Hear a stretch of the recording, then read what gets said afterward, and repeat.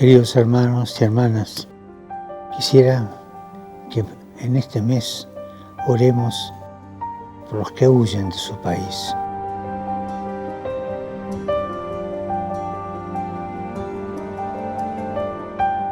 El drama que viven las personas forzadas a abandonar su tierra, huyendo de guerras o de la pobreza, se une muchas veces el sentimiento de desarraigo, de no saber a dónde se pertenece. Además, en algunos países de llegada, los migrantes son vistos con alarma, con miedo. Aparece entonces el fantasma de los muros, muros en la tierra que separan a las familias y muros en el corazón.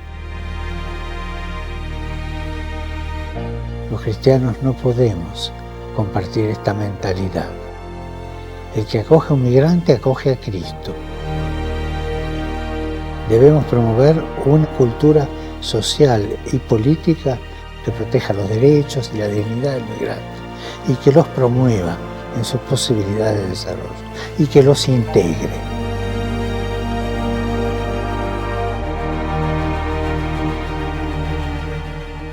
A un migrante hay que acompañarlo, promoverlo e integrarlo.